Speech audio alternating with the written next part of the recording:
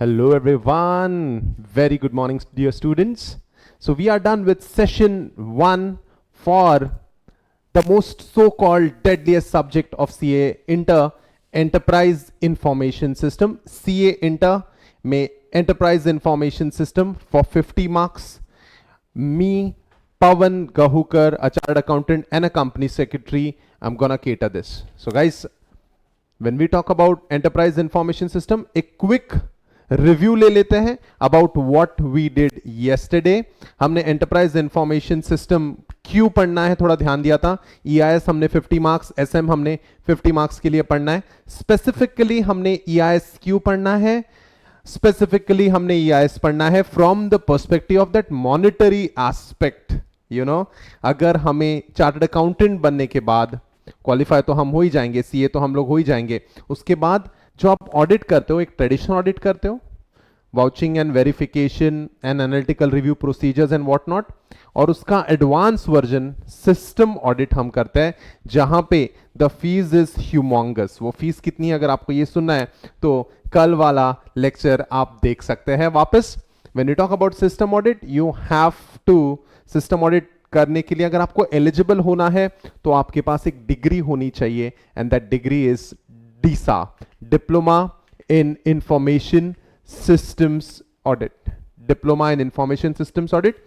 और वहां जो हमने नॉलेज प्रोवाइड करना है, वहां जो हमने नॉलेज प्रोवाइड करना है वो टोटली डिपेंडेंट है इस सब्जेक्ट से, एंटरप्राइज इंफॉर्मेशन सिस्टम. अगर हम लोग हमारे करिकुलम की बात करें, अगर हमारे कोर्सवेयर की बात करें, तो ये डिग्री मिलने के लिए थोड़ा सा, ये 50 मार्क के सिलेबस में आपको पहले अपने बेसिक स्ट्रॉन्ग करने पड़ेंगे. First chapter information system, second chapter ABP, third chapter e commerce and emerging technologies, core banking system, जिसका एक छोटा सा पार्ट हम लोग इस लेक्चर में देखने वाले हैं. Financial and accounting system, ERP more of, flow charts भी हम लोग पढ़ने वाले हैं. And we also have to study, CBS के अंदर ही हमको 2 लॉस पढ़ने हैं, IT act, information technology act, and PMLA, prevention of money laundering act. थोड़ा सा. और हम लोग ईआईएस में जो भी पढ़ेंगे, हमेशा याद रखना, हम लोग ईआईएस में जो भी पढ़ेंगे, it will be from the perspective of applied knowledge. हम जो पढ़ेंगे, हाँ, आप खुद को ये सब करता हुआ देखेंगे सम 2 years down the line, 3 years down the line, 5 years down the line. EIS जब हम पढ़ते हैं तो एक पर्सपेक्टिव आपने रखना है. ईआईएस पढ़ते वक्त जो पर्सपेक्टिव आपने रखना है पढ़ाई का, वो पर्सपेक्टिव रहेगा what are the business advantages of information technology. हमने इंजीनियरिंग नहीं करनी, याद रखना, हमने इंजीनियरिंग नहीं करनी. We have to study IT from the perspective of कि इस इंफॉर्मेशन टेक्नोलॉजी का जो भी हमने यूज करना है, इसमें हमारे बिजनेस को क्या फायदा होगा. ठीक है, that's that. So core banking system is a software that is widely used when it comes to banking system. Core banking system, CBS is the heart of the bank. No core banking system, no banking. It's as good as that. तो अगर कोई छोटी से छोटी bank भी ले लोगे ना, कोऑपरेटिव बैंक्स भी आजकल ये सॉफ्टवेयर यूज करी है, ये इंफॉर्मेशन सिस्टम यूज कर रही है. अब जब हम लोग हमारे इस एक्ट की बात करते हैं, मनी लॉन्ड्रिंग की बात करते हैं, तो इसमें बैंक्स को डेफिनेटली यूज किया जाता है. मनी लॉन्ड्रिंग करने के लिए बैंक्स को डेफिनेटली यूज किया जाता है. तो इस बैंकिंग सिस्टम के बारे में मैं आपको 1-2 लेक्चर में डेफिनेटली नहीं पढ़ा सकता, लेकिन एक छोटा सा पार्ट, एक्ट का पार्ट तो मैं आपको पढ़ा सकता हूं. इसलिए हम लोग पूरा चैप्टर तो नहीं कर रहे, उसका एक छोटा सा part, prevention of money laundering act 2002, ये कर रहा है. So guys, let's revise quickly. When you talk about black money, what is black money? Money on which tax is not paid is black money. Black money doesn't mean illegal money. No, black money will definitely not mean dirty money. No. अगर आपने black money की बात करिए तो unaccounted money, आपने कमाया, सही जरिए से हो, गलत जरिए से हो, वो बात अलग है. The money on which tax is not paid, that's black money. वो लीगल मनी भी ब्लैक मनी हो सकता है, ध्यान में रखना. मुझे कल चैट्स में काफी सारे क्वेश्चंस दिखे थे जहां पे वहां लिखा था that black money is always illegal. जी नहीं, black money will not be always illegal money. It can be earn from legal sources. यानी जो आप वो पैसा कमाने के लिए जो काम करते हो वो इलीगल नहीं होंगे हमेशा, जरूरी नहीं है. स्विस बैंक का हमारा ध्यान आता है जब भी हम लोग ब्लैक मनी की डिस्कशन करते हैं। ये सीधा साधा ब्लैक मनी का डेफिनेशन है, money on which tax is not paid. अब ये एनालिसिस हम लोग कल देख चुके हैं तो हम लोग वो नहीं करेंगे। When you want to buy a car, when you want to buy a house, आपको पैन डेफिनेटली लगेगा। The mandatory document is PAN, और पैन इनकम टैक्स डिपार्टमेंट आपको पैन के जरिए ट्रेस करता है आपकी सारी कमर्शियल एक्टिविटीज, आपकी सारी मॉनेटरी एक्टिविटीज को लेके। सो लॉन्ड्री का मतलब होता है to convert something into clean form. Laundry का मतलब होता है to convert something into clean form. अगर आपके पास बहुत सारा ब्लैक मनी पड़ा हुआ है तो हम लोग उसका कुछ खास फायदा उठा नहीं सकते, हम लोग उसका कुछ खास फायदा उठा नहीं सकते, उसको बस हम लोग जमा करके रख सकते हैं तिजोरी के अंदर। तो इसलिए आप ब्लैक मनी से नेसेसिटी की सारी चीजें खरीद लोगे, कन्वीनियंस की कुछ चीजें खरीद लोगे, लग्जूरियस आइटम्स आप खरीद ही नहीं पाओगे। लग्जूरियस आइटम्स आप खरीद ही नहीं पाओगे। लग्जूरियस आइटम्स खरीदने के लिए आपको ब्लैक मनी को कन्वर्ट करना पड़ेगा व्हाइट मनी में, क्योंकि अगर आपने ब्लैक मनी डायरेक्टली खर्च कर दिया तो इनकम टैक्स डिपार्टमेंट वाले तुमको पैन के जरिए पकड़ लेंगे। तो अब हमें व्हाइट मनी चाहिए, अब हमें व्हाइट मनी चाहिए। ब्लैक मनी तो हमने बहुत सारा कमा लिया, तो व्हाइट मनी यानी क्या? चार्टर्ड अकाउंटेंट जो पैसा बनाते हैं एकदम मेहनत करके सही तरीके से पूरा टैक्स पे करके, that money is called as white money. The money on which tax is duly paid, the money on which tax is duly paid is called as white money. तो अब तो हमने गलत तरीके से ही पैसा बनाया है, यूज करते आना चाहिए उस ब्लैक मनी को, इसलिए उसको कन्वर्ट किया जाता है व्हाइट मनी में। Money on which tax is not paid is black money. हमें इसको यूज करना है, इस पैसों को, पैसा काफी सारा है हमारे पास, हम उसको यूज नहीं कर पाते चीजें खरीदने के लिए, तो अब ब्लैक मनी को व्हाइट मनी में कन्वर्ट करना पड़ता है। अब मैं ये गुंडा हूं जिसने किडनैपिंग स्टार्ट कर दी थी, ये मुनीश था जिसको हमने किडनैप किया था, उसके डैड ने हमें 5 करोड़ रुपए दिए थे। अब मुझे अगर ये पैसे तरीके से खर्च करना है तो मुझे ये व्हाइट मनी में कन्वर्ट करना पड़ेगा। Conversion of black money earn from illegal means, conversion of black money earn from illegal means. हमारे एग्जांपल में इलीगल मीन्स क्या था? Kidnapping. Conversion of black money earn from illegal means into white money is called as money laundering, is called as money laundering. तो क्या हम लोग इस dirty money को, इस गलत काम से कमाए हुए पैसों को व्हाइट मनी में आसानी से कन्वर्ट होने देंगे? जी नहीं, क्योंकि अगर हम लोगों ने डर्टी मनी को व्हाइट मनी में कन्वर्ट होने दिया तो जिस गलत काम से मैंने पैसे कमाए हैं वो गलत काम कंटिन्यू होते रहेंगे। और dirty money can be earn through terrorism, illegal arm sales, smuggling, drug trafficking and prostitution rings. So what we are planning to do, हम लोग ये लॉन्ड्रिंग रोकेंगे, हम लोग ये मनी लॉन्ड्रिंग रोकेंगे तो क्राइम में से पैसा ही हटा देंगे हम लोग। We will be trying to take the cash out of crime. तो बेसिकली हमें मनी लॉन्ड्रिंग रोकनी है। We are studying anti money laundering scheme, we are studying anti money laundering scheme, we are studying prevention of money laundering act 2002। ठीक है, सो हम लोग पूरी कोशिश करेंगे कि क्रिमिनल प्रोसीड से बनाया हुआ पैसा, क्रिमिनल प्रोसीड से बनाया हुआ पैसा हम लोग इसको कन्वर्ट आसानी से ना होने दे। We will not let it convert into white money so easily. So money laundering is a process by which proceeds of crime and the true ownership of these proceeds are concealed and made opaque. तो लोग क्या करते हैं? दूसरों के accounts को use करते हैं। लोग क्या करते हैं? दूसरों के अकाउंट्स को यूज करके मनी लॉन्ड्रिंग करते हैं। ठीक है, ऊपर से money laundering is unavoidably inextricably linked to the underlying criminal activity. In the essence, laundering enables the criminal activity to continue. अगर हम लोग मनी लॉन्ड्रिंग होने देंगे तो वो क्रिमिनल एक्टिविटी भी कंटिन्यू होती रहेगी, and that is what we do not want. हमारा सोशल फैब्रिक डिस्ट्रॉय हो जाएगा अगर सारे क्रिमिनल्स अपना काम करते रहेंगे और ये सब मनी लॉन्ड्रिंग होती रही, ये बिजनेस चलता रहेगा और धीरे धीरे सोसाइटी किडनैपर से, स्मगलर्स से, ड्रग ट्रैफिकर्स से, ह्यूमन ट्रैफिकिंग वाले लोगों से भर जाएगी, and we do not exactly want that. Who is the main authority for PML? Prevention of money laundering के अंदर कौन है main authority? Come on tell me, who is the main authority for money laundering? ठीक है, money laundering को रोकने के लिए, प्रिवेंट करने के लिए who is the main authority? It is the director. याद रखना, दिमाग में फिट कर लो ये बात, एमसीक्यू के लिए गोल्ड है ये, it is the director. Alright, section 3 के अंदर ऑफेंस ऑफ मनी लॉन्ड्रिंग, सारी इंफॉर्मेशन हर रिपोर्टिंग एंटिटी को, सारी इंफॉर्मेशन रिपोर्टिंग एंटिटी को डायरेक्टर को देनी है within the time as may be prescribe. ठीक है, जब हम मनी लॉन्ड्रिंग की बात करते हैं तो we have thousands of crore rupees that people have.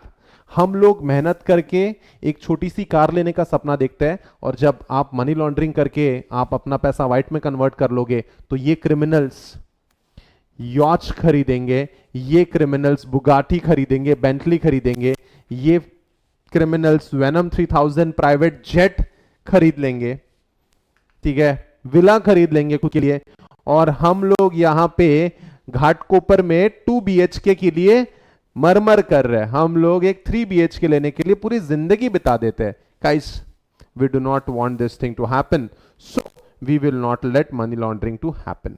Okay, the parties involved in money laundering are, there are 3 parties involved in money laundering. जिसके लिए, ठीक है, जिसके लिए जो ये मेन क्रिमिनल है वो बेनिफिशियल ओनर, जिसके पास ये गलत तरीके से बनाया हुआ पैसा है वो खुद बेनिफिशियल ओनर, जिसको ये पैसा व्हाइट में कन्वर्ट करना है वो बेनिफिशियल ओनर, और जो बैंक्स यूज होगी उनको कहा जाता है एंटिटीज, या फिर उनको रिपोर्ट करना पड़ता है डायरेक्टर को, इसलिए उनको कहा गया है रिपोर्टिंग एंटिटीज, और जिसके अकाउंट्स यूज होंगे मनी लॉन्ड्रिंग के लिए उनको कहा जाता है client. So parties involve in money laundering are beneficial owner, client and reporting entity. These are the 3 parties involve in money laundering. Beneficial owner जो इलीगल काम करता है, क्लाइंट जिसका अकाउंट यूज होगा, और रिपोर्टिंग एंटिटी बैंक्स, बैंक्स को report करना पड़ता है डायरेक्टर को, इसलिए उन्हें रिपोर्टिंग एंटिटी कहा जाता है। बेनिफिशियल ओनर, मुझे जो फिरौती से, किडनैपिंग के पैसों से 5 करोड़ रुपए मिले, मैं वो छोटे छोटे अमाउंट में लोगों के अकाउंट में ट्रांसफर कर दूंगा। मेरे जो ट्रस्टवर्दी लोग हैं उनके अकाउंट में मैं छोटी छोटी अमाउंट ट्रांसफर कर दूंगा। किसी के अकाउंट में 5 करोड़ को डिवाइड कर दूंगा, किसी के अकाउंट में 8 लाख, किसी के अकाउंट में 2 लाख, किसी के अकाउंट में 9 लाख। मैं क्या कर दूंगा, मैं उनके बैंक अकाउंट में पैसे डाल दूंगा। This stage is called as placement, this stage is called as placement. Okay, उसके बाद मैं ये पैसा दुनिया के अलग अलग कंट्रीज में घुमाऊंगा। मैं ये पैसा दुनिया के अलग, पहले तो मैं इसको बैंक अकाउंट में डाल दूंगा, जस्ट अ मोमेंट, पहले तो मैं ये पैसा अलग अलग लोगों के बैंक अकाउंट में डाल दूंगा, ठीक है। फिर इंडिया से पहले मैं ये पैसा भेजूंगा पनामा, फिर स्विट्जरलैंड, फिर दुबई, फिर हांगकांग, सिंगापुर, फिर मॉरिशस, फिर ऑस्ट्रेलिया, और फिर वापस इंडिया में ले आऊंगा मैं इसको। सो गाइस, जब मैं ये सारी स्टेजेस करता हूं, जब मैं ये सारा स्कीम चलाता हूं, जब मैं ये सारे पैसे यहां वहां घुमाता हूं पूरे वर्ल्ड में,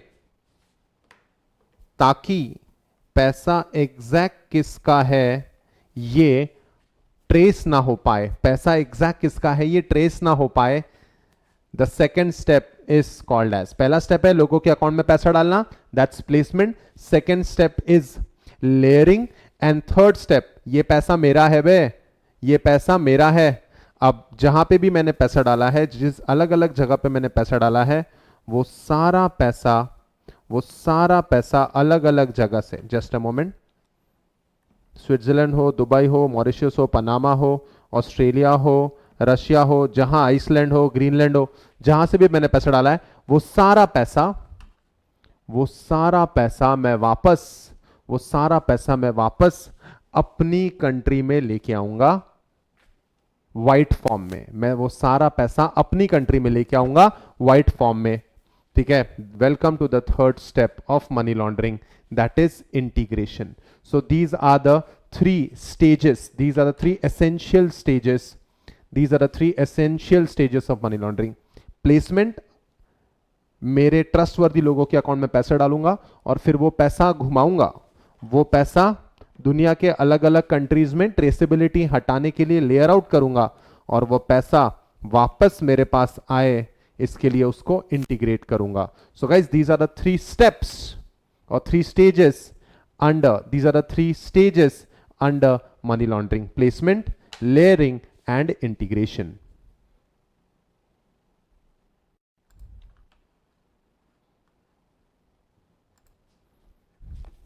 So that's that about the stages of money laundering, placement, layering, integration. पहले 15 मिनट्स हमने गुजार लिए पिछले सेशन को पूरे रिवाइज करने में।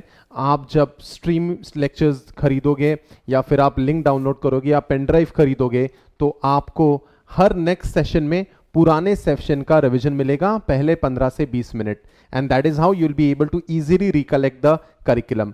हमारे काफी सारे क्वेश्चंस में जो इंपॉर्टेंट क्वेश्चंस हैं, अराउंड 60-70% क्वेश्चंस में हमने इजी टू रिमेंबर कोड्स भी दिए, जिसके कारण आप क्वेश्चंस को याद भी, आंसर्स को याद भी रख पाएंगे।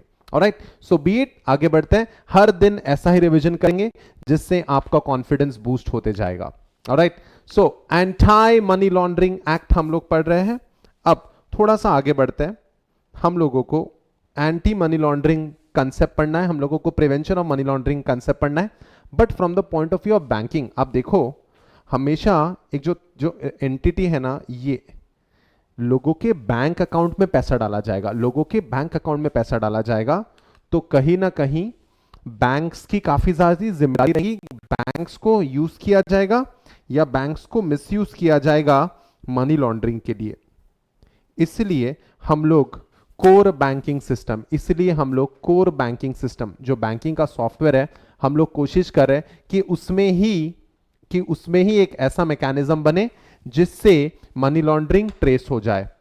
आ जाइए पेज नंबर 4 ऑफ नोट्स जो मैंने आपको प्रोवाइड किए हैं मेरे टेलीग्राम चैनल पे।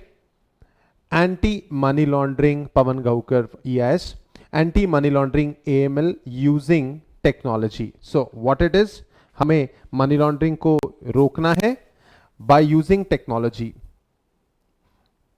Negative publicity, damage to reputation and loss of goodwill, legal and regulatory sanctions and a punishment and penalty, and adverse effect on the bottom line are all possible consequences of a bank's failure to manage the risk of money laundering. So guys, अगर कोई bank money laundering रोक नहीं पाता है, अगर कोई bank money laundering रोक नहीं पाता है, तो it will have serious repercussions, it will have serious consequences. It will damage the reputation, there will be loss of goodwill, and there will be legal and regulatory sanctions. There will be legal and regulatory sanction. Punishment होगी bank को, शायद bank को बंद भी करना पड़ जाए। Banks face the challenge of addressing the threat of money laundering on multiple fronts, as banks can be used, as banks are being used, as banks will be used, as banks will definitely be used, as banks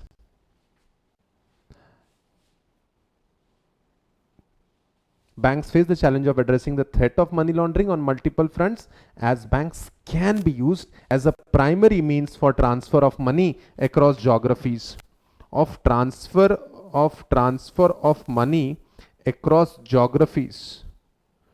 sir आपने तो कभी सिखाया नहीं है transfer of money across geographies, हमने तो ऐसा कभी पढ़ा ही नहीं है। क्या हमने कल के सेशन में और आज के सेशन में दोनों जगह ये पढ़ा है कि पैसा इंडिया से बाहर भेजना पड़ता है और पैसा इंडिया के बाहर भेजा जाएगा?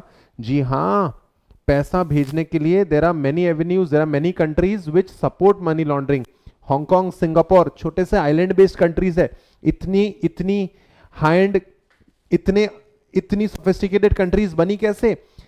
Mauritius, Panama, Dubai, Hong Kong and Singapore, Switzerland, Delaware in United States, these are the centres of money laundering. तो आपको पैसा लेयर करने के पर्सपेक्टिव से, ट्रेसिबिलिटी हटाने के पर्सपेक्टिव से, इन सारी जगह पे पैसा इंडिया से बाहर भेजा जाता है। और ये पैसा कैश में थोड़ी ना जाएगा, एयरपोर्ट पे पकड़े जाओगे आप, तो डेफिनेटली बैंक्स को यूज करना पड़ता है for transferring the money across various geographies. The challenge is even greater for banks using CBS as all the transactions are integrated with regulators adopting stricter regulation on banks. Regulators in RBI, Reserve Bank of India, and the Director for Prevention of Money Laundering, with regulators adopting stricter regulations on banks and enhancing their enforcement efforts, banks are using special fraud and risk management software to prevent and detect fraud and integrate this as a part of internal process in daily processing and reporting. So money laundering अब ऐसा नहीं रहा कि अरे bank क्या कर सकती है इसमें, पुलिस वालों तुम ही देख लो, सीबीआई वालों तुम देख लो, आरबीआई वालों तुम देख लो, नहीं. बैंक्स की अब ये बैंक्स को अपने कोर बैंकिंग सिस्टम सॉफ्टवेयर में फ्रॉड और ये फ्रॉडलेंट ट्रांजैक्शन और इंटीग्रेटेड चीजें अपने सॉफ्टवेयर में लानी पड़ेगी सो दैट मनी लॉन्ड्रिंग वहीं के वहीं पकड़ी जाए, मनी लॉन्ड्रिंग वहीं के वहीं खत्म हो. चलो ये समझाने के लिए मैं एक केस स्टडी दे देता हूं. चलो बताइए मुझे कौन सी बैंक है ये, बताएंगे मुझे जरा कौन सी बैंक है ये. कम ऑन जल्दी, ये तो बहुत ही फेमिलियर लोगो है. Yes guys, this is your favourite bank, bank of Baroda. अब 2 बार एक चीज पढ़ा चुका हूं, अब इस सेशन को आपने पूरा 100% देना है, ठीक है. बैंक ऑफ बड़ौदा ने लगभग 6000 करोड़, उससे भी ज्यादा का मनी लॉन्ड्रिंग का फ्रॉड किया है.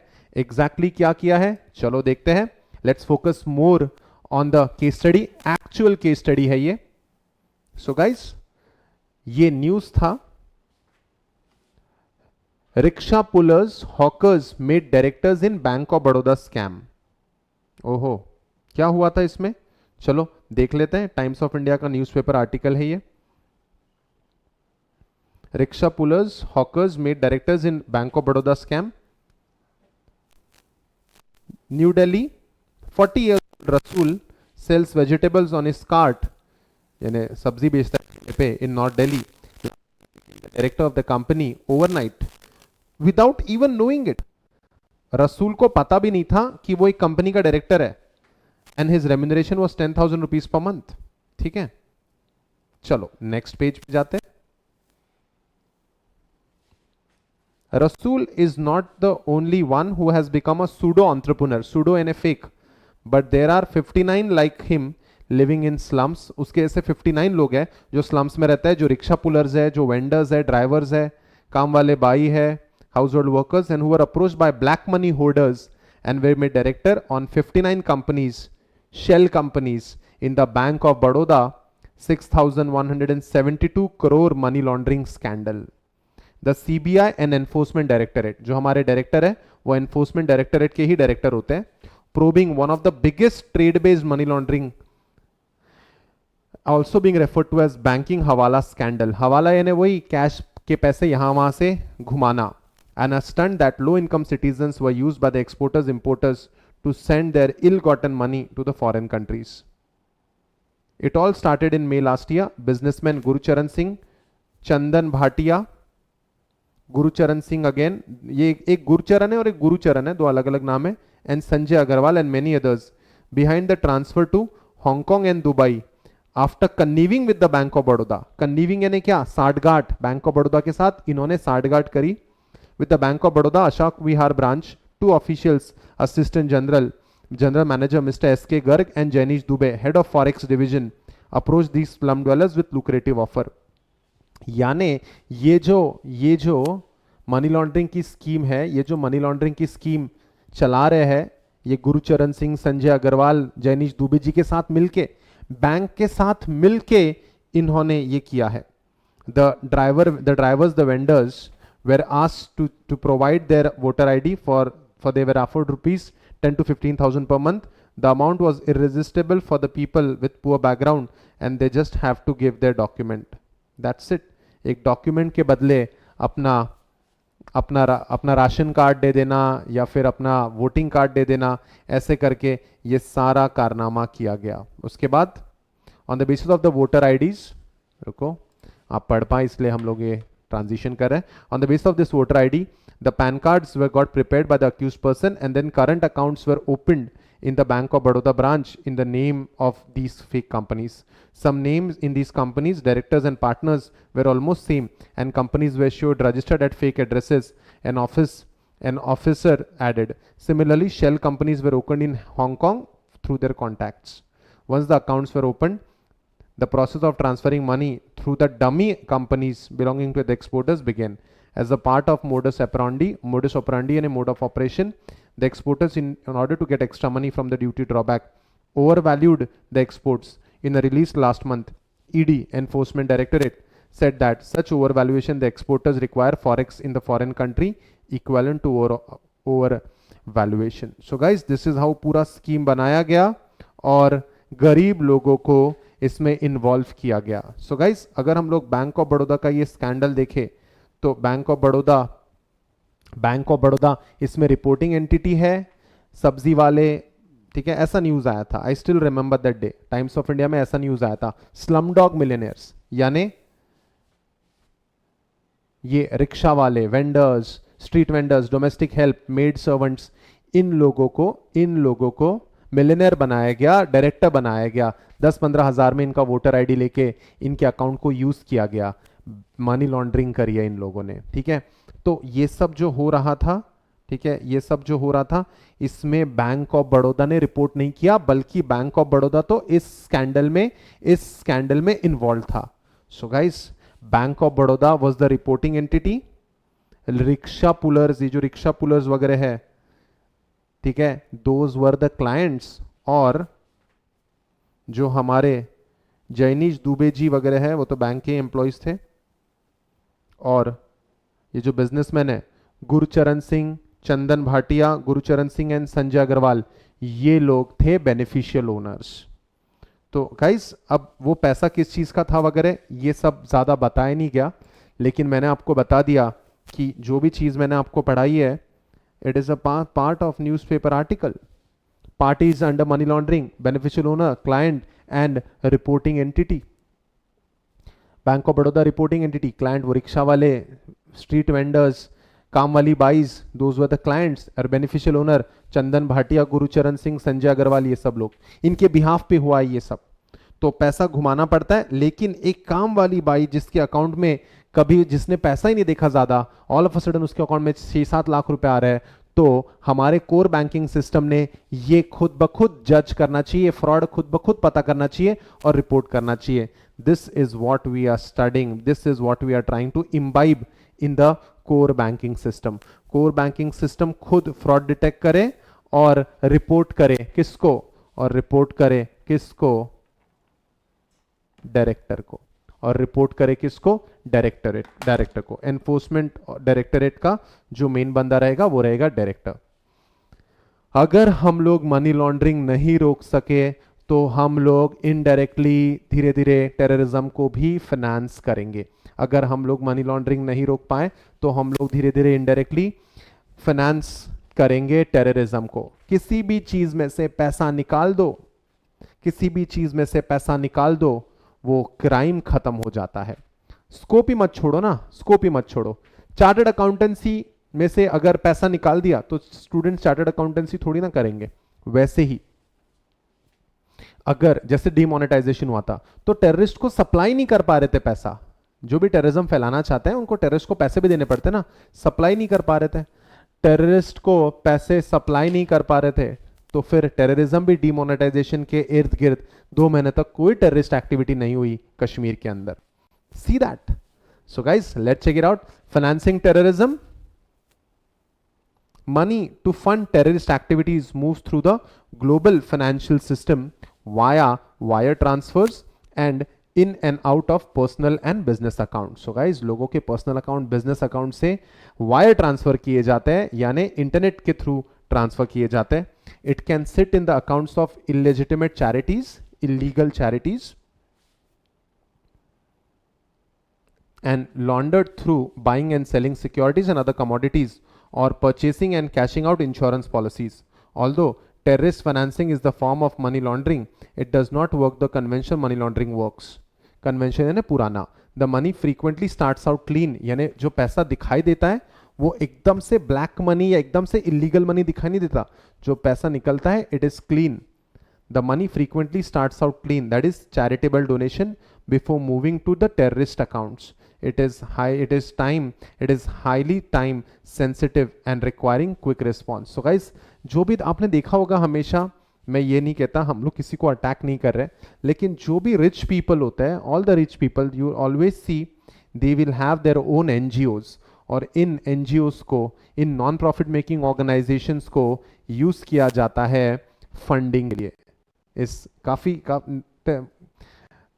नॉन प्रॉफिट मेकिंग ऑर्गेनाइजेशंस को, ट्रस्ट को, चैरिटेबल ट्रस्ट को काफी पैसा आ जाता है, ऐसे ही गुप्त दान बोल के पैसा आ जाता है। कहां से आता है कुछ पता नहीं चलता। और ये फिर आखिर में डायरेक्टली फंड किया जाता है, रूट किया जाता है टेररिज्म में। As per the compliance requirement of PMLA, CBS core banking system software should include various types of reports which are generated periodically for filing with the regulatory agencies. Further, management should do regular monitoring of these types of transaction on proactive basis and take necessary action including reporting to the regulating agencies. So guys, core banking system के अंदर ऐसी periodic report generate करने वाली software होनी चाहिए जो report कर देगा कि फंडिंग हो रही है, जो रिपोर्ट कर देगा फंडिंग हो रही है। सो गाइस, हम we have to take care कि हमारे कोर बैंकिंग सिस्टम में ही ट्रेसेबिलिटी, फ्रॉडलेंट एक्टिविटी का डिटेक्शन और फ्रॉडलेंट एक्टिविटी का रिपोर्टिंग, ये दोनों हमारी सिस्टम में इनबिल्ट हो। Alright, moving on to the next part of this act, chapter 4, obligation of banking companies, financial institutions and intermediaries. यानी बेसिकली इनका मेन ऑब्लिगेशन है रिपोर्टिंग का, reporting to the regulatory authority that is director, इसलिए इनको reporting entity कहा जाता है, इसलिए इनको रिपोर्टिंग एंटिटी कहा जाता है। ऑब्लिगेशन यानी क्या, what do you mean by obligation? Duties of banking company. क्योंकि आपने देखा होगा थोड़ी देर पहले बाद जो मैंने आपको स्कैंडल दिखाया, मनी लॉन्ड्रिंग स्कैंडल, उसमें बैंक इन्वॉल्व थी, उसमें बैंक इन्वॉल्व थी, बैंक के एम्प्लॉयज इन्वॉल्व थे। बैंक के बिना मनी लॉन्ड्रिंग पॉसिबल ही नहीं है दोस्तों, सबसे इंपॉर्टेंट चीज मित्रा, मनी लॉन्ड्रिंग शक्य नहीं, money laundering is not possible जब तक बैंक्स इन्वॉल्व नहीं होती। ठीक है, so let's check it out. Chapter 4, आपको भी पता है एक एक्ट बहुत सारे चैप्टर्स में डिवाइडेड होता है। Chapter 4, obligations of banking companies, financial institutions and intermediaries. Section 12, reporting entity to maintain records. Every reporting entity shall maintain a record. Every reporting entity shall maintain a record. Every bank should maintain a record. यानी अगर bank में कोई transaction हुआ है, कोई भी transaction money laundering से related हो या ना हो, बैंक में कोई ट्रांजैक्शन हुआ है तो उसको वो रिकॉर्ड मेंटेन करके रखना है, उसको वो रिकॉर्ड मेंटेन करके रखना है एज पर prevention of money laundering act 5 सालों तक। अगर बैंक में कोई भी ट्रांजैक्शन होता है तो उसको वो रिकॉर्ड मेंटेन करके रखना है 5 सालों तक। देखते हैं, every reporting entity shall maintain a record all the transactions including information relating to transactions covered in such manner as to enable it to reconstruct individual transaction. सारी इंफॉर्मेशन रखो। काफी बार पैसा लेयर किया जाता है तो काफी एक से एक जुड़े हुए सारे ट्रांजैक्शंस को भी कनेक्ट करो। फर्निश टू द डायरेक्टर यानी क्या, ठीक है, आपको रिपोर्टिंग एंटिटी को ये इंफॉर्मेशन देनी है, किसको, डायरेक्टर को। You have to furnish to the director within such time as may be prescribe info relating to such transaction when attempted or executed, the nature and value of which may be prescribed। ठीक है, तो guys जो भी है, अगर आपको लगता है कि ये मनी लॉन्ड्रिंग का कोई काम चल रहा है पार्टीज के बीच में, एकदम एक गरीब सा इंसान आया है 8 लाख रुपए लेके, कुछ ना कुछ तो गड़बड़ है सर, तो ये रिपोर्टिंग एंटिटी की जिम्मेदारी है कि डायरेक्टर को इन्फॉर्म किया जाए। डायरेक्टर को इन्फॉर्म करना ऑब्लिगेशन है रिपोर्टिंग एंटिटीज का। And the last one, maintain a record of documents evidencing identity of its client. क्या क्लाइंट की आइडेंटिटी मांगी जाती है, बताओ मुझे, क्या क्लाइंट की आइडेंटिटी मांगी जाती है, बताओ गाइस। हमेशा अगर आपको बैंक ट्रांजैक्शन करने हैं तो पहले तो आपको, अगर बैंक अकाउंट ओपन करना है तो आपको पहले सारे डॉक्यूमेंट सबमिट करने पड़ेंगे। तुमने सुना होगा ना, आधार वगैरह मांग लेते हैं वो लोग, क्या कहते हैं उसको, KYC, know your client, know your customer, ये मांगा जाता है। आपको हर बंदा जिसने बैंक के साथ ट्रांजैक्शन किया है उसकी आइडेंटिटी मांगनी पड़ेगी, क्योंकि पता चला अकाउंट किसी और का है, क्योंकि पता चला अकाउंट किसी रिक्शा वाले का है और यूज कोई और कर रहा है। अकाउंट किसी रिक्शा वाले का है, अकाउंट किसी काम वाली बाई का है, अकाउंट किसी स्ट्रीट वेंडर का है और यूज कोई और कर रहा है। इसलिए सारी आइडेंटिटीज आपको देखनी पड़ेगी और आपको पकड़ना पड़ेगा उनको जो लोग गलत तरीके से अकाउंट यूज कर रहे हैं। तो आपको भी, आपके लिए भी ये चीज है, किसी को भी अपना बैंक अकाउंट यूज करने नहीं देंगे। पता चला उसने आपके अकाउंट को यूज करके प्लेसमेंट कर लिया और मनी लॉन्डर कर लिया, चलो कोई बात नहीं, आप तो वैसे होशियारी हो, आप तो किसी को कुछ करने नहीं दोगे अपने अकाउंट के साथ।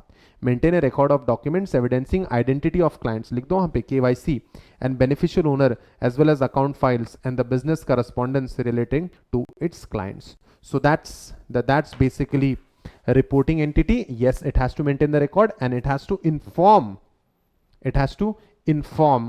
to the director. उसके बाद अब इतनी सारी इंफॉर्मेशन कलेक्ट हो जाती है बैंक्स के पास।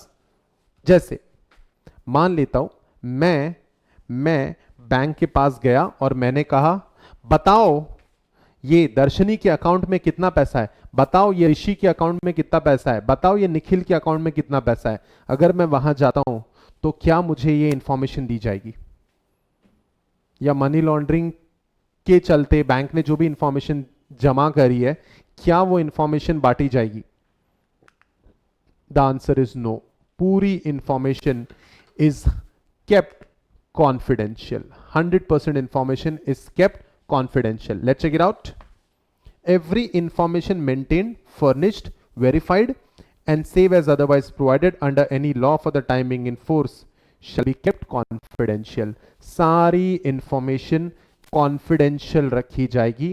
जो भी चीज है, जो भी पता चलता है, सारी इंफॉर्मेशन कॉन्फिडेंशियल रखी जाएगी। कोई भी इंफॉर्मेशन कहीं भी लीक नहीं की जाएगी।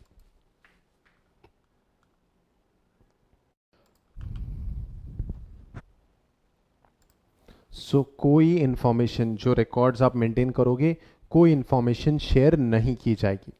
और जो भी ट्रांजैक्शन है उससे रिलेटेड जो डॉक्यूमेंटेशन मेंटेन करना है, जो भी ट्रांजैक्शन है उससे रिलेटेड डॉक्यूमेंटेशन मेंटेन करना है, that documentation is to be maintain for 5 years from the date of that transaction. Okay, that documentation is to be maintained for 5 years from the date of that transaction. देखो next page, page number 5.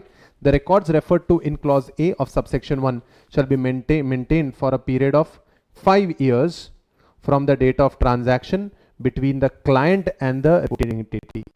यानी जो भी transaction हुआ है वो कम से कम 5 साल के लिए मेंटेन रखो। सिंपल। काफी बार लोग क्या करेंगे, एक ट्रांजैक्शन करेंगे, 1 साल 2 साल 3 साल कुछ नहीं करेंगे और वो अकाउंट को यूज नहीं करेंगे और फिर एकदम ऑल ऑफ अ सडन ये अकाउंट बंद कर देंगे। तो उस केस में एक और चीज है, ये वाला पॉइंट देखो, fourth clause. The record refer to in clause E of subsection 1 shall be maintained for a period of 5 years after the business relationship between the client and the reporting entity has ended or the account has been closed, whichever is later. यानी अगर client और bank का जो भी transaction हो रहा है, जिस दिन वो खत्म होता है, जिस दिन ट्रांजैक्शन होता है उस दिन से 5 साल तक तो ट्रांजैक्शन मेंटेन करना ही है, लेकिन जिस दिन क्लाइंट का और बैंक का रिलेशन खत्म होता है या क्लाइंट अपना अकाउंट बंद कर देता है, उस क्लाइंट से रिलेटेड सारी इंफॉर्मेशन और अगले 5 साल तक बैंक को मेंटेन करनी ही है। ठीक है। द सेंट्रल गवर्नमेंट में by notification exempt any reporting entity or class of reporting entities from any obligation under this chapter. तो सेंट्रल गवर्नमेंट एक पावरफुल ऑर्गेनाइजेशन के रूप में अपने आप को रखती है और हमेशा किसी भी बैंक को ये सारे ऑब्लिगेशन से एग्जेम कर सकती है। Central government has that right. You know that government will have its own powers of course to showcase themselves as being in a very powerful position. तो किसी रिपोर्टिंग एंटिटी को ये ऑब्लिगेशन से उन्हें ये ऑब्लिगेशंस को उनको नहीं करवाना तो उन्हें एग्जेम्पशन लेटर दे सकते हैं, लेकिन ऐसा करेगी नहीं। ठीक है, इसका मतलब अगर किसी बैंक को एग्जाम किया, इसका मतलब उस बैंक में कुछ ना कुछ जरूर गड़बड़ है, शायद किसी मंत्री का ही पैसा मनी लॉन्डर हो रहा है। Never mind. अब बैंकिंग कंपनीज रिपोर्टिंग एंटिटीज को ऑब्लिगेशन है, और अगर इन्होंने ये ऑब्लिगेशन फुलफिल नहीं की, कॉन्फिडेंशियल रखा, या रिकॉर्ड, जब रिकॉर्ड मांगने गए और मैडम को पूछा मैडम रिकॉर्ड कहाँ है, तो मैडम ने कहा मेरा लंच टाइम है, शायद स्टेट बैंक ऑफ इंडिया होगी, और मैडम ने वो रिकॉर्ड मेंटेन ही नहीं किया, मैडम के हाथ से वो फाइल डिलीट होगी वगैरह वगैरह। अगर आपने ऑब्लिगेशंस फुलफिल नहीं किए तो क्या हमें फाइन लगना चाहिए? ऑफ कोर्स हमें फाइन लगना चाहिए, और हमें फाइन लगेगा। Guys, power of directors to impose penalty, director has the power to impose fine. Section 13 powers of director to impose fine. Section 12 के बाद हम लोग सेक्शन 13 पढ़ रहे हैं। To be honest, money laundering act हमें पूरा नहीं पढ़ाया है। मनी लॉन्ड्रिंग एक्ट इज रफली एन एक्ट ऑफ 800 पेजेस। हमें सिर्फ प्रेसिंग्स दिए हैं इस एक्ट के सीबीएस के पॉइंट ऑफ व्यू से।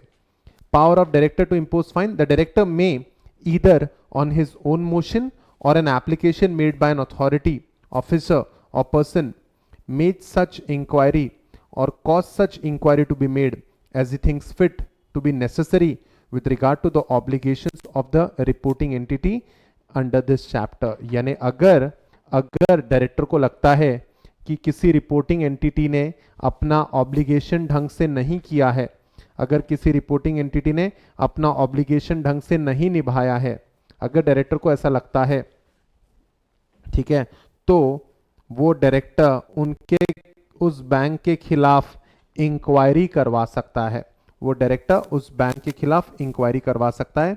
If at any stage of inquiry or the proceedings before him the director having regard to the nature and complexity of the case is of the opinion that he may have to direct the concern reporting entity to get its record as may be specified audited by the accountant. तो पहले inquiry करेगी और inquiry में पता चला कि यार इन्होंने तो बहुत ज्यादा गड़बड़ करी है, तो फिर डायरेक्टर उनका ऑडिट भी करवाएगा। और ऑडिट करने के लिए कौन है एलिजिबल? कौन है वो जो ऑडिट करेगा? कौन है वो? Chartered accountants will be given the responsibility of auditing. So फिर से पढ़ते हो point. If at any stage of inquiry or any other proceedings before him the director having regard to the nature and complexity of the case is of the opinion that it is necessary to do so, he may direct the concerned reporting entity to get its record as may be specified audited by an accountant from amongst the panel of accountants maintained by a central government for this purpose। Sir यहाँ तो accountant लिखा है, आपने तो chartered accountant सिखाया है। एक काम करो, उसी पेज पे लास्ट लाइन पढ़ो, काफी लोग दुखी हो गए। Explanation, for the purpose of this section accountant shall mean a chartered accountant shall mean a chartered accountant within the meaning of Chartered Accountants Act 1949। so guys don't worry, कुछ भी चीज गलत नहीं सिखाऊंगा, सिर्फ ऐसा है कि कोई चीज पहले पढ़ाऊंगा कोई चीज बाद में पढ़ाऊंगा, ठीक है। बस you have to keep on trusting। the highest score that my student has scored in my subject has been 86, तो of course you can trust me, ठीक है। आगे बढ़ते हैं। अब ये ऑडिट कराने का, ये इंक्वायरी करने का पैसा कौन भरेगा? Section 13 subsection 1b, the expenses of an incidental thereto of any audit under subsection 1a shall be borne by the central government। आप ऑडिट कराओ, कोई प्रॉब्लम नहीं है, ऑडिट कराओ, ऑडिट कराने का सारा खर्चा सेंट्रल गवर्नमेंट उठाएगा, ठीक है। If the director in course of an inquiry finds that the reporting entity or its designated director on the board or any of its employees has failed to comply with the obligations। अगर ऐसा director को लगता है कि audit करते वक्त अगर उन्होंने कुछ ऑब्लिगेशन फुलफिल नहीं किया, has failed if the director in course of an inquiry finds that the reporting entity or the director on the board or any of the employees have failed to comply with the obligation under this chapter, then without any prejudice, बिना कुछ ज़्यादा किसी का favour करते हुए, without any prejudice to any other action that may be taken under any other provision of this act, he may issue a warning in writing, ठीक है।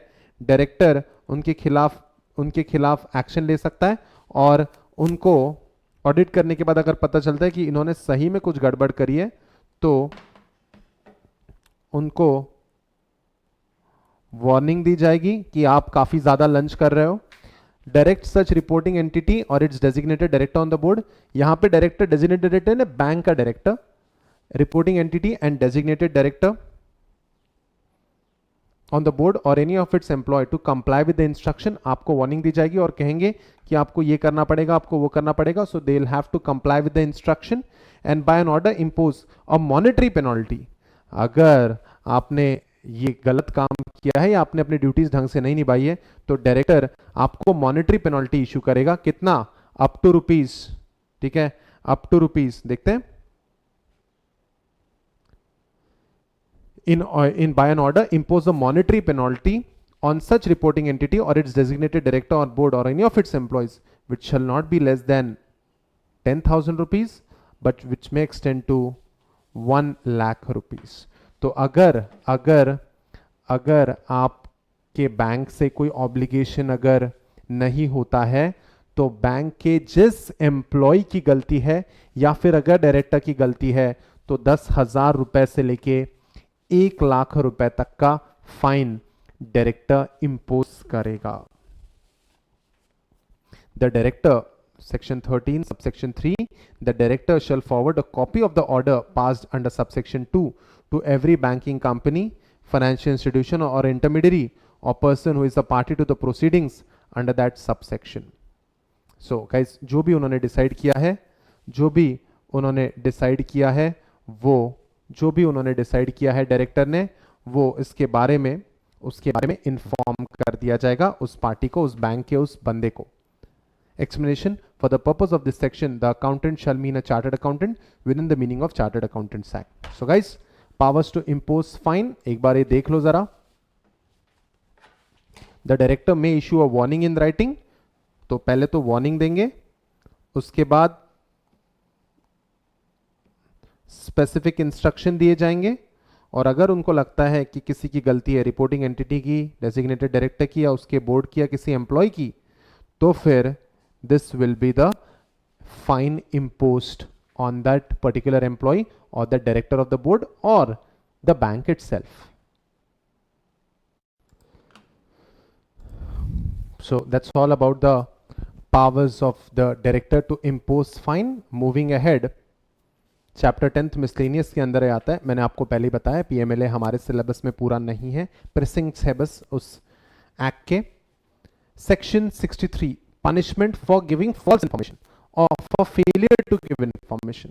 अगर किसी इंसान को पूछा गया है, किसी इंसान को कुछ इंफॉर्मेशन मांगी गई है और अगर उसने वो झूठी इंफॉर्मेशन दी है या फिर उसने इंफॉर्मेशन दी ही नहीं है बिल्कुल, तो क्या उसे पनिश किया जाएगा? Let's check it out. Next page, page number 6, chapter 10th miscellaneous, section 63, punishment for false information or failure to give information etcetera. Any person willfully and maliciously, what do you mean by malicious? जानबूझ के, नापाक मंसूबों के साथ, willfully जानबूझकर नापाक मंसूबों के साथ अगर false information, giving false information and so causing an arrest or search to be made under this act shall on conviction be liable for imprisonment for a term which may extend to 2 years। यानी अगर आपने गलत information दी, ठीक है, तो आपको convict किया जाएगा। अगर आपने गलत इंफॉर्मेशन दी तो आपको कन्विक्ट किया जाएगा। कन्विक्शन मतलब यू आर फाउंड गिल्टी।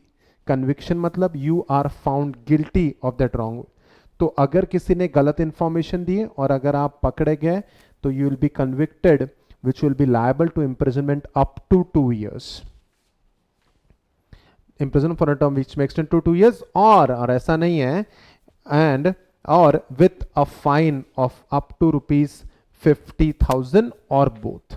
तो अगर आपने झूठी इंफॉर्मेशन दी तो आपको इम्प्रिजनमेंट हो सकता है up to 2 years and or sorry not and or you can be penalized for up to rupees 50,000 or both. So guys, willfully और maliciously अगर आपने झूठी इंफॉर्मेशन दी और अगर आप झूठे पाए गए, you are convicted. अगर आप एक्विट हो गए, कन्विक्ट का opposite acquit, if you have been acquitted यानी आप बाइज्जत बरी हो गए, आपके खिलाफ चार्जेस प्रूव नहीं हुए, तो ये सब कुछ नहीं लगेगा. लेकिन अगर पता चला कि आपने विलफुली और मैलिशियसली झूठी इंफॉर्मेशन दी है, तो you can be fined up to 50,000 rupees और 2 years इम्प्रिजनमेंट और बोथ. लेकिन एक और चीज है इसमें, इफ एनी पर्सन, ये कौन है, क्या आप बता पाएंगे? Who are these people by any chance? Can your general knowledge support you a little? क्या आपका CA फाउंडेशन का knowledge, business and commercial knowledge का नॉलेज क्या आपको थोड़ा सपोर्ट कर पाएगा? BC के पढ़ते थे क्या? थोड़ा बिजनेस और कमर्शियल नॉलेज पढ़ते थे क्या कभी? Okay. Oh, State Bank of India के डायरेक्टर्स है ये, ठीक है, ex director Arundhati Bhattacharya ma'am and Rajneesh Kumar sir, who is the present director of State Bank of India. कोई बात नहीं. They are the people who have to give information. Now, Section 63, Clause 2, if any person being legally bound to state the truth, bank वालों को तो बताना ही पड़ेगा. If any person being legally bound to state the truth of any matter relating to any offense under section 3 refuses to answer any question put to him by any authority in exercise of its power under the act. यानी कोई ऐसा इंसान जो information देने के लिए legally बाध्य है, he is legally bound. Law कहता है, prevention of money laundering act यह कहता है कि बैंक वालों को तो इंफॉर्मेशन देनी ही पड़ेगी. नाम ही उनका, बैंक वालों को कहा क्या गया है, रिपोर्टिंग एंटिटी, काम ही है इनका, बैंकिंग के अलावा काम ही है इनका, आप रिपोर्ट करेंगे. Reporting entity. If you are legally bound, then refuses to sign any statement. If that person refuses to sign any statement made by him in the course of any proceedings under this act, which an authority may legally require to sign, or to whom a summon is issued under section 50, either to attend to give evidence or produce books of account. Summon यानी किसी को summon भेजना, यानी क्या? Summon यानी बुलाना. To whom a summon is issued under section 50, either to attend to give evidence or produce books of accounts and documents, and omits to attend or produce books of accounts or document. अगर कोई person जो legally बाध्य है information provide करने के लिए और court से उसको समन आता है कि आप आओ और वो डॉक्यूमेंट्स लेके आओ, आप प्रेजेंट रहो, और अगर आप ये अवॉइड करते हो, आप ओमिट करते हो. ओमिट करते हो का क्या मतलब है? ओमिट करते हो क्या मतलब कि आप डिसाइड करते हो कि हाँ इन्होंने मुझे बुलाया है, मैं नहीं जाऊंगा, लेकिन इन्होंने मुझे बुलाया है, मैं नहीं जाऊंगा, तो आपने क्या कर दिया? ओमिट कर दिया. सो omits to attend or produce books of accounts or documents, he shall pay by way of penalty a sum which is not less than 500 rupees but which may extend to 10,000 rupees for each default or each failure. तो हर ऐसी requirement जो आपने fulfil करनी चाहिए थी और आपने fulfil नहीं की, हर वो समन जो आपने ओमिट किया, हर एक समन के लिए 500 रुपए से लेके 10,000 रुपए तक फॉर ईच फेलियर. तो आप ऐसा मत समझना कि ये जो पेनल्टी या पनिशमेंट दे रहे हैं ये कम दे रहे हैं. अगर आपसे इंफॉर्मेशन मांगी गई थी और आपने इंफॉर्मेशन नहीं दी तो 500 रुपए से लेके 10,000 रुपए तक की आपको पेनल्टी हो सकती है. Followed by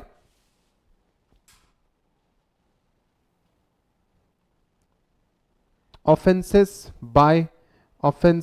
by companies. Let's check it out. Section 70, offenses by companies. Guys, company की ओर से अगर कंपनी के एंड से गलती हो जाती है तो guys, this is the most common topic ever in the entire curriculum of all the acts.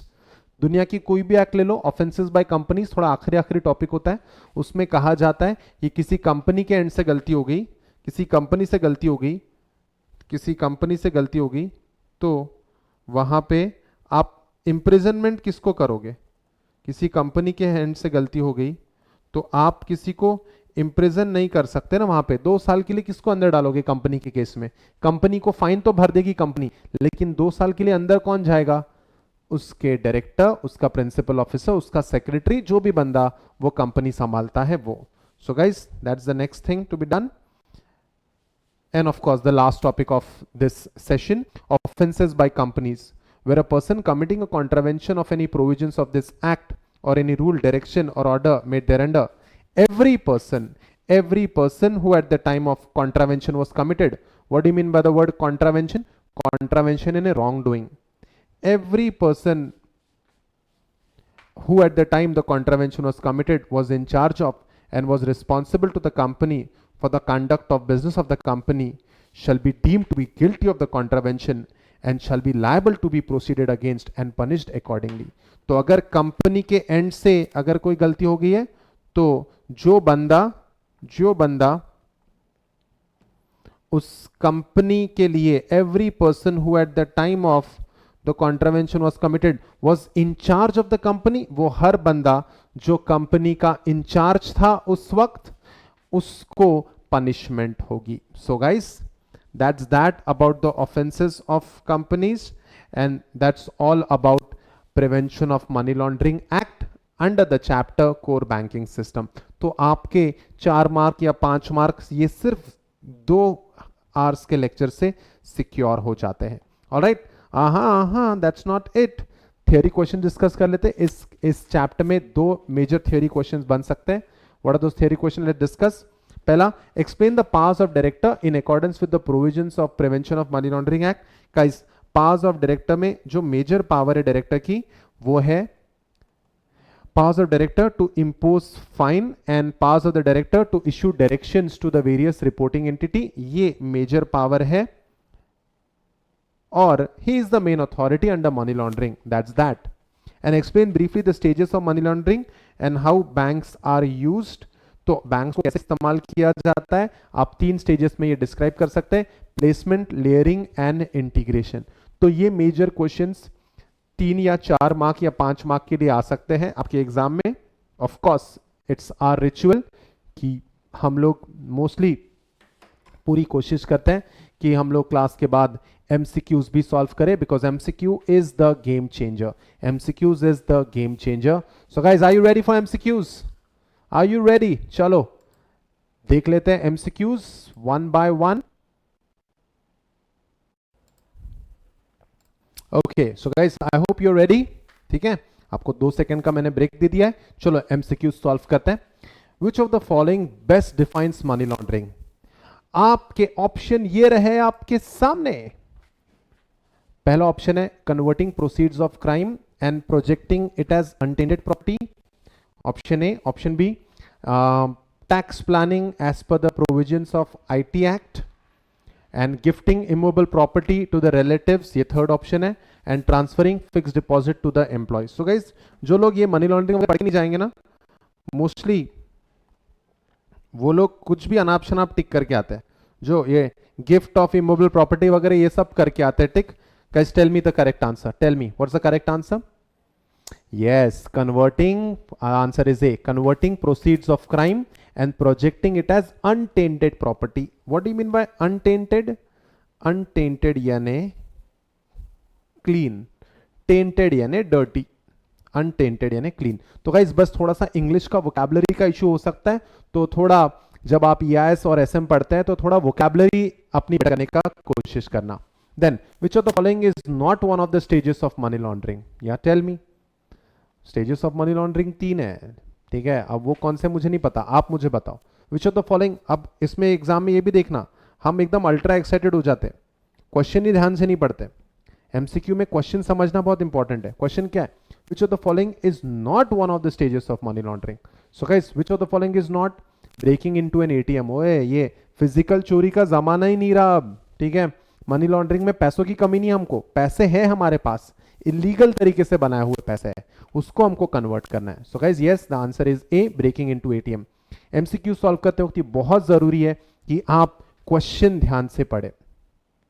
As पर PMLA all the cash transactions above particular amount and counterfeit notes are to be reported to. अब कैसा ना दिमाग लगाओ, counterfeit notes sir आपने तो हमको पढ़ाया नहीं, कोई बात नहीं ना, मैंने तुमको काउंटरफीट नोट्स नहीं पढ़ाया, एमसीक्यू में तो वो कुछ भी बना सकते हैं, एमसीक्यू में तो कुछ भी बना सकते हैं। एंड दिस इज वेयर काफी बार जो पुराना कोर्स होता है, दिस इज वेयर काफी बार आपको ये इंपॉर्टेंट चीजें बताना चाहूंगा, काफी बार इंस्टीट्यूट एक दो पैराग्राफ निकाल देती है सिलेबस से, एक दो पैराग्राफ निकाल देती है और कहती है अमेंडमेंट्स हो गए, एक दो पैराग्राफ निकाल देती है और कहती है अमेंडमेंट्स हो गए, और उसी के नेक्स्ट अटेम्प्ट में वही पैराग्राफ से पूछती है जो निकाला गया है। अब स्टूडेंट लर्न नहीं सकता, आप समझो कुछ चीजें जो पुराने सिलेबस की हो तो थोड़ी बहुत अगर आपको किसी टीचर ने पढ़ाई है तो वो चुपचाप पढ़ लेना, यू नेवर नो उसमें से भी क्वेश्चन बनता है। कोई बहुत सारा सिलेबस कभी डिलीट नहीं होता, एक दो लाइन डिलीट होती है, लेकिन अगर किसी टीचर ने पुराना सिलेबस पढ़ाया तो वो भी एग्जाम के लिए इतना ही इंपॉर्टेंट होता है, क्योंकि वो काफी बार नोट से सिलेबस से हटा देते हैं, लेकिन क्वेश्चन पेपर सेट हो सकता है काफी बार पुराने पोर्शन से भी पूछा जाए, तो थोड़ा सा ज्यादा नॉलेज अगर रहा तो उसमें कोई बुराई नहीं है। काउंटरफीट नोट्स यानी नकली नोट, तो सर काउंटरफीट नोट समझा नहीं, हमको ये वर्ड ही नहीं समझा था तो हमको डर गए और फिर हमने एग्जाम में वो सॉल्व ही नहीं किया अच्छे से। गाइस रिलैक्स, काउंटरफीट नोट्स नहीं समझा ना, पीएमएलए तो समझा है ना, प्रिवेंशन ऑफ मनी लॉन्ड्रिंग तो समझा है, तो प्रिवेंशन ऑफ मनी लॉन्ड्रिंग और कैश रिलेटेड ट्रांजैक्शन है, रिपोर्ट करना है, किसको रिपोर्ट करते हैं हम लोग, पीएमएलए में कौन अथॉरिटी है, गवर्नर है, बैंक मैनेजर है, आरबीआई है या डायरेक्टर है, दिमाग लगाओ ना। काफी बार आपका क्वेश्चन आपको घुमा के पूछा जाएगा, कंफ्यूज करने के पर्सपेक्टिव से, डराने के पर्सपेक्टिव से। जो डर गया वो काहे का सीए स्टूडेंट, जो डर गया वो किस बात का CA student, okay, the answer is director. तो काफी बार आपको कुछ वर्ड्स का नॉलेज नहीं रहेगा, लेकिन चार्टर्ड अकाउंटेंसी स्टूडेंट्स हम दिल से है, हम में पावर और हम में स्ट्रेंथ, मेंटल एजिलिटी है, दिखाओ उनको वो एग्जाम में, तो डरना नहीं। Next, dash involves conversion of illegal proceeds into apparently legitimate business earnings through normal financial and commercial operation. ओहो, dash involves conversion of illegal proceeds into apparently legitimate business earnings through normal financial and commercial operation. तो guys placement layering integration all क्या कहता है, all, पहला instinct हमेशा all बोलेगा इसका answer, लेकिन उन्होंने यहां पे एक पर्टिकुलर स्टेप को डिस्क्राइब किया है, दिमाग लगाओ, वही मैं कह रहा हूं, हम लोग सब ऑल के पीछे भाग जाएंगे और ये 2 मार्क का क्वेश्चन रहेगा एमसीक्यू, 2 मार्क पूरी तरह चले जाएंगे। गाइस थोड़ा दिमाग लगाओ, शांत तरीके से सोचना, इसमें प्लेसमेंट का कहीं जिक्र नहीं, इसमें लेयरिंग का कहीं जिक्र नहीं है, वो बोल रहा है involves conversion of illegal proceeds, okay, हम लोग अपने नॉर्मल बैंकिंग से कमर्शियल ऑपरेशंस में लेके आ रहे हैं, it is talking about integration. हमारा पहला दिल हमेशा ऑल ऑफ द अबव की तरफ जाएगा, क्योंकि अपैरेंटली मनी लॉन्ड्रिंग की पूरी स्कीम नजर आ रही है वहां पे, जी नहीं, they are talking specifically about integration. And the last one, every reporting entity shall maintain a record of all transaction by clients including information related to transactions for how many years? Yes, ये amendment का part है, yes it is 5 years.